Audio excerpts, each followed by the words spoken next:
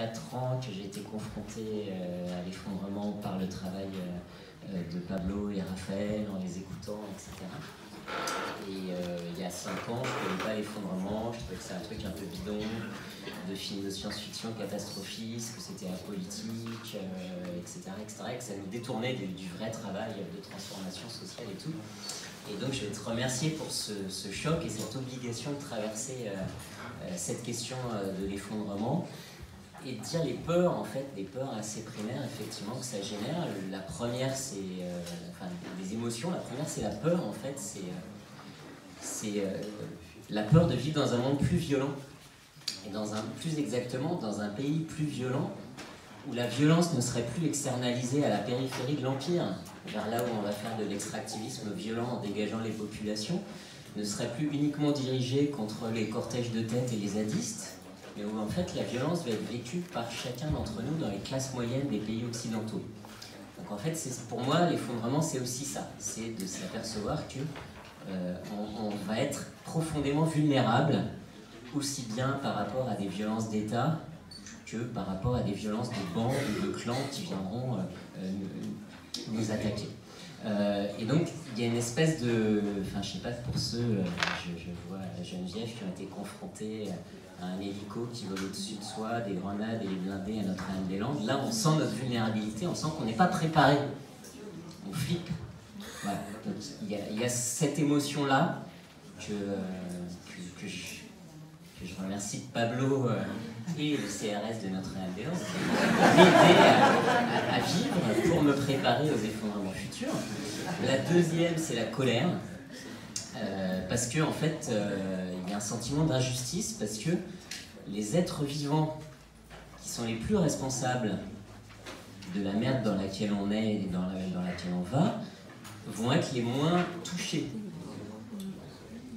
par ces problèmes, que ce soit en termes d'espèces, en termes de race, en termes de classe, en termes de genre, ou même en termes de lieux géographiques, de pays. Les plus responsables sont plutôt moins touchés que les autres. Donc il y a une injustice, un désir de justice qui se réveille quand j'entends ou je lis toute une série de choses sur l'effondrement. Et la troisième émotion, elle est un peu paradoxale parce que peut-être que j'ai pas encore assez travaillé cette question du deuil, de la tristesse, etc. C'est plutôt une excitation, presque une joie, parce qu'il me semble que dans ces discours, dans ce qui fait le succès de cette perspective de l'effondrement, il y a des choses un peu paradoxales. Il y a une attraction pour le sublime, jouer à se faire peur, ça va être la catastrophe, l'humanité va disparaître, qu'est-ce que ça va être le monde sur les humains quand les herbes vont recoloniser les gratte-ciels de New York, etc. Il y a tout un imaginaire du sublime. À mon avis, ça c'est une mauvaise raison de s'exciter ou de se réjouir de l'effondrement. C'est une raison qui est profondément récupérable par l'industrie du spectacle, par le capitalisme qui veut anesthésier les luttes et le désir de contester, etc.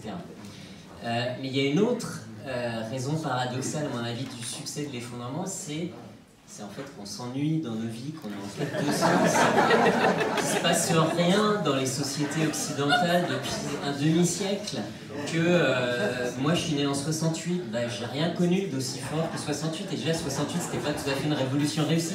Et donc l'effondrement, il peut y avoir cette attraction pour un truc, enfin il va se passer quelque chose, enfin on va pouvoir tester notre courage, on va pouvoir être quelqu'un, on va pouvoir...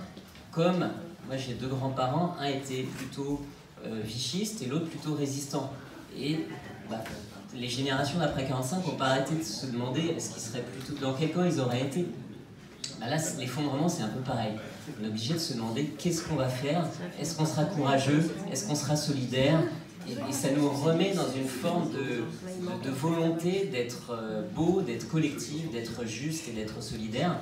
Donc moi je ressens ce truc-là aussi très fort.